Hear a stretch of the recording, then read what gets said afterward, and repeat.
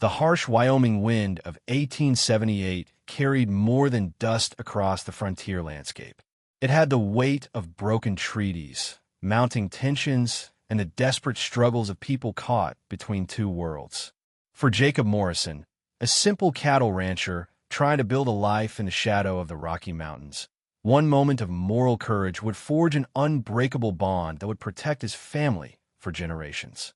This is the true story of how a single act of compassion transformed enemies into brothers and proved that honor transcends all boundaries. Chapter 1. The Unexpected Encounter. Jacob Morrison wiped the sweat from his weathered brow as he guided his horse along the familiar trail that bordered his modest ranch in southeastern Wyoming.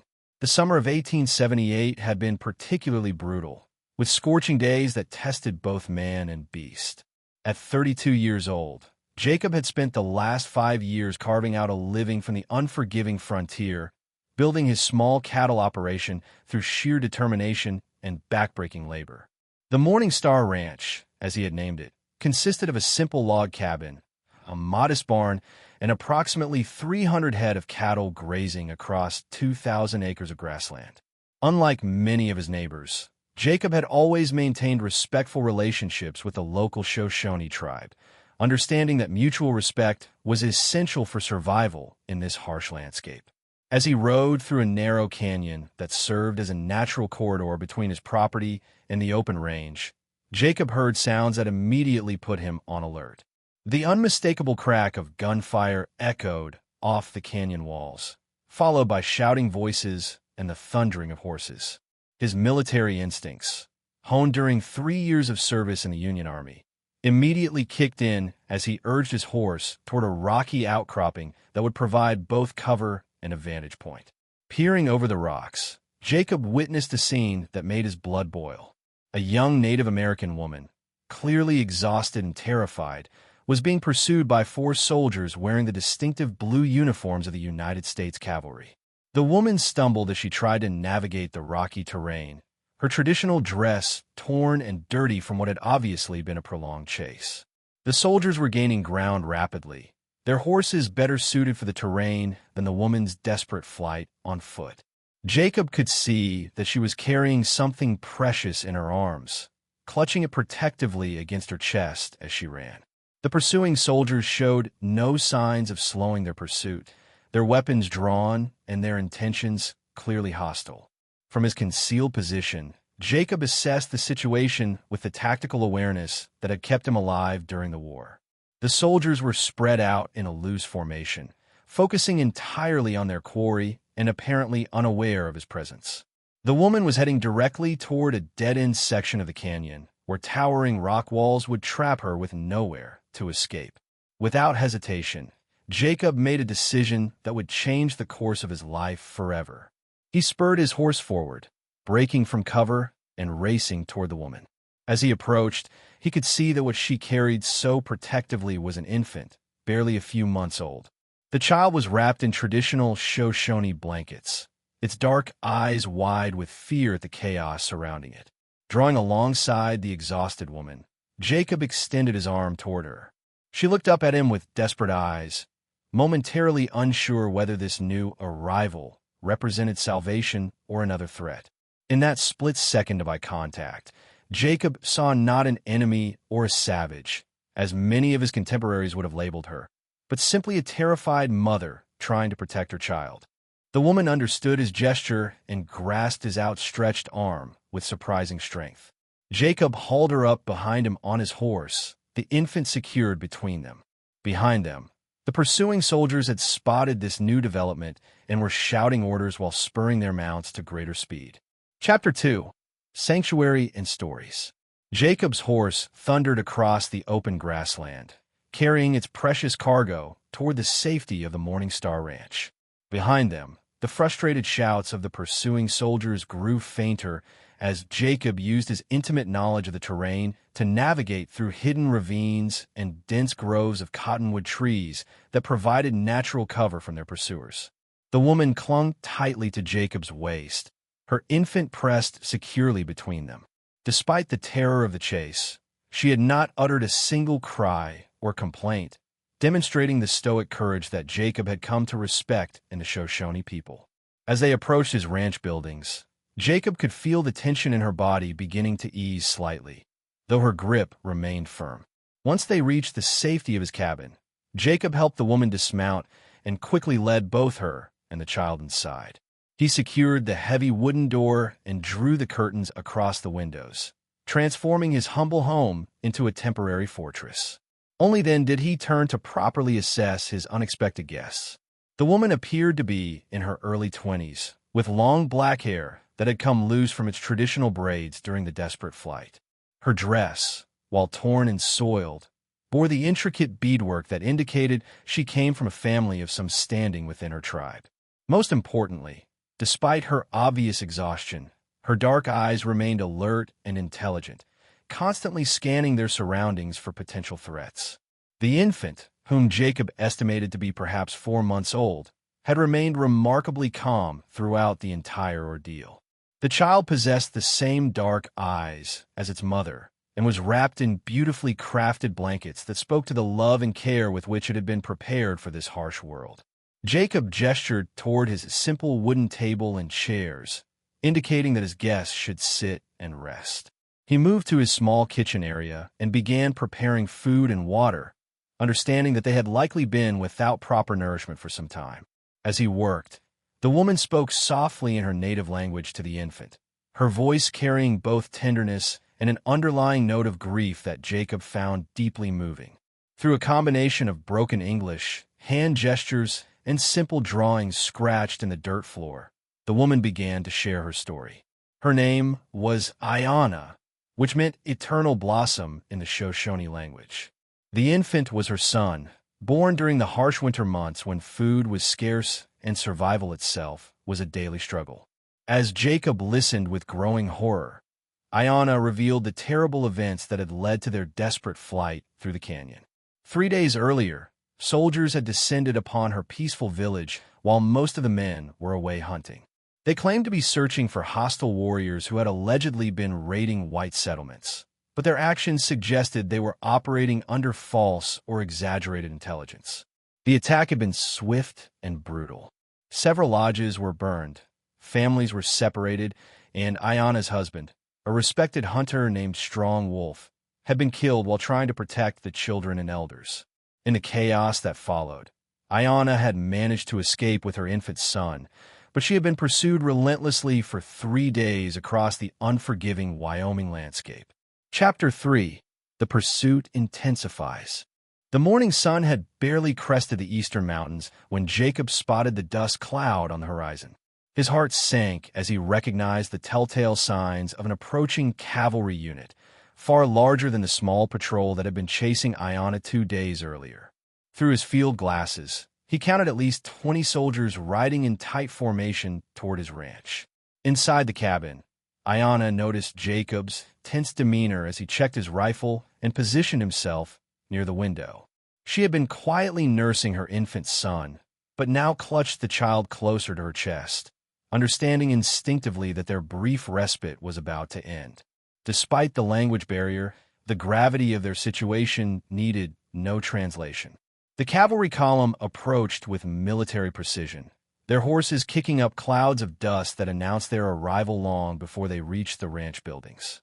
At their head rode a stern-faced officer whose bearing and insignia identified him as Captain Reynolds of the 7th Cavalry.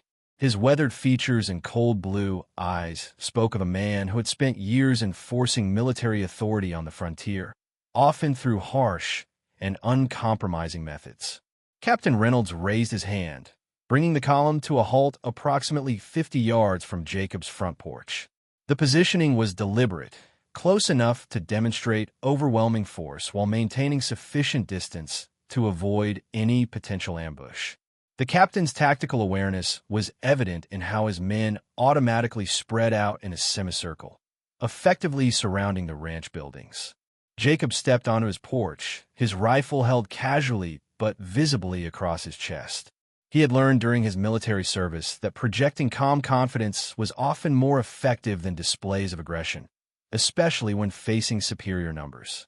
The two men studied each other for a long moment, each taking the measure of his opponent.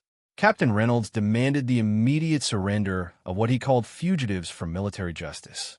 His voice carried the full authority of federal law enforcement as he ordered Jacob to hand over the Indian woman and her child without delay. The captain made it clear that harboring these individuals constituted interference with official military operations, a serious federal offense that could result in imprisonment or worse consequences for the defiant rancher. Jacob's response was firm and unwavering. He declared that his ranch was private property and that the woman and her baby were under his protection. No amount of military pressure would convince him to abandon innocent people who had sought refuge on his land. His military background had taught him to recognize the difference between lawful orders and actions driven by prejudice and fear. The tension in the air was palpable as the two men faced each other across the dusty ranch yard. Behind Jacob, Ayanna appeared briefly in the doorway, her infant son in her arms, before quickly retreating into the safety of the cabin. The sight of his quarry, so close yet still beyond his reach, only served to increase Captain Reynolds' frustration and determination to complete his mission through whatever means necessary. Chapter 4. Unexpected Allies. The standoff stretched on for what felt like hours, with neither Jacob nor Captain Reynolds willing to back down from their positions. The Wyoming sun climbed higher in the sky, casting harsh shadows across the ranch yard where 20 armed soldiers maintained their threatening formation around the modest buildings. Tension hung in the air like smoke from a prairie fire, thick and suffocating. Just as Captain Reynolds appeared ready to order his men forward, a new sound reached their ears from the western hills. The rhythmic drumming of unshod hooves on hard-packed earth announced the arrival of another force. But this one moved with the fluid grace of riders born to the saddle rather than the rigid discipline of military cavalry. A line of Shoshone warriors appeared along the ridge overlooking the ranch, their presence both magnificent and intimidating. At their head rode Chief Running Bear, a man whose reputation for wisdom and diplomatic skill was matched only by his fierce protection of his people. The chief was Ayanna's father, and word of his daughter's predicament had reached him through the network of scouts and messengers that connected Shoshone communities across the territory. The arrival of the warriors transformed the entire dynamic of the confrontation. Captain Reynolds found himself caught between two forces, his original mission suddenly complicated by the presence of a respected tribal leader whose political influence extended far beyond the boundaries of any single reservation. The chief's participation meant that any violence could escalate into a broader conflict with devastating consequences for all parties involved. Chief Running Bear approached the scene with the measured dignity that had made him a successful negotiator in previous disputes between his people and territorial authorities. His weathered face bore the wisdom of a man who had witnessed decades of change on the frontier, and his presence commanded respect from both the assembled soldiers and Jacob himself. Rather than escalating toward violence, the chief chose the path of diplomacy. He revealed to Captain Reynolds that the attack on his daughter's village had been based on false intelligence, possibly fabricated by individuals seeking to profit from the displacement of Native American communities. The peaceful village had posed no threat to anyone, and the brutal assault had been entirely unjustified. The chief's calm recitation of facts began to undermine Captain Reynolds' confidence in his mission. Military regulations required proper intelligence verification before conducting operations against civilian populations, and the chief's account suggested that these protocols had been completely ignored. As the truth of the situation became clear, Captain Reynolds faced a choice that would define his career and potentially affect relations between the military and the Shoshone Nation. The captain realized that his pursuit of Ayanna and her infant son was not only morally questionable, but potentially illegal under the very regulations he was sworn to uphold. Chapter 5. Bonds of Honor. The weight of Chief Running Bear's revelations settled over the assembled men like morning fog in the valley. Captain Reynolds found himself in an impossible position, realizing that his mission had been built upon false information, and that continuing his pursuit would likely result in a diplomatic catastrophe. The evidence presented by the chief clearly indicated that the attack on the peaceful village had violated multiple military protocols and federal treaties. After several tense minutes of consideration, Captain Reynolds made the difficult decision to withdraw his forces. The captain recognized that escalating the situation would only compound the original injustice and potentially destroy his military career. He ordered his men to mount up and prepare for departure, though his frustration of the situation remained evident in his rigid bearing and stern expression. As the cavalry column disappeared into the distance, leaving only settling dust as evidence of their presence, Chief Running Bear turned his attention to Jacob Morrison. The rancher had remained steadfast throughout the confrontation, never wavering in his commitment to protect Ayanna and her child despite facing overwhelming odds and potential federal prosecution. What followed was a ceremony that would bind two cultures together in ways that transcended the boundaries of race and tradition. Chief Running Bear called for his daughter to emerge from the cabin, and when Ayanna appeared with her infant son, the chief's weathered face softened with relief and paternal love. The reunion between father and daughter was deeply moving, a testament to the unbreakable bonds that connect families across all cultures. The chief then turned to Jacob and began to speak in the formal tone reserved for the most sacred of tribal ceremonies. He declared that Jacob's actions had demonstrated courage, honor, and compassion of the highest order. By risking his own safety to protect an innocent woman and child, Jacob had proven himself worthy of the greatest honor that the Shoshone people could bestow upon an outsider. In accordance with ancient tribal traditions, Chief Running Bear proclaimed Jacob Morrison an honorary brother of the Shoshone Nation. This was not merely a symbolic gesture, but a binding commitment that would extend protection and friendship to Jacob and his descendants for all generations to come. The ceremony involved the exchange of sacred objects and the recitation of traditional vows that had been spoken for countless generations. The other warriors present witnessed and affirmed this unprecedented honor, understanding that they were participating in a moment that would become part of tribal legend. Jacob accepted the honor with deep humility, recognizing that his simple act of conscience had created bonds that would endure long after the immediate crisis had passed. The protection of the Shoshone Nation was not offered lightly, and Jacob understood the profound responsibility that came with such an extraordinary privilege. Chapter 6: A Legacy of Protection. The years that followed Jacob Morrison's act of courage proved that the bond forged with the Shoshone Nation was far more than ceremonial words spoken in the heat of conflict. The Morning Star Ranch became a unique neutral ground where two cultures learned to coexist and support one another in ways that would have seemed impossible during the tensions of 1878. Jacob's relationship with Chief Running Bear and his people evolved into a partnership that benefited both communities. The Shoshone warriors provided protection from cattle rustlers and other criminal elements that plagued isolated ranches throughout the territory. In return, Jacob offered his ranch as a safe meeting place for negotiations between tribal leaders and territorial officials, helping to resolve disputes peacefully rather than through violence. Ayanna and her son became regular visitors to the ranch, with the young boy growing up knowing Jacob as an honorary uncle who had saved his life. The child, named Little Wolf in honor of his fallen father, learned to speak both English and Shoshone fluently, eventually serving as a translator and cultural bridge between the two communities when he reached adulthood. The protection promised by Chief Running Bear proved remarkably effective.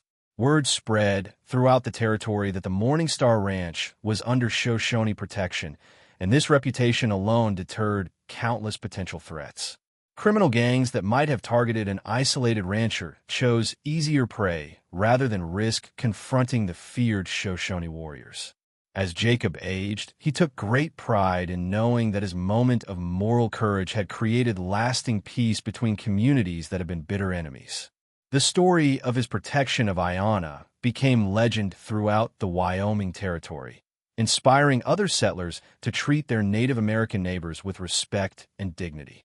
When Jacob passed away in 1902, both white settlers and Shoshone warriors attended his funeral, paying tribute to a man who had proven that honor and compassion could bridge any divide.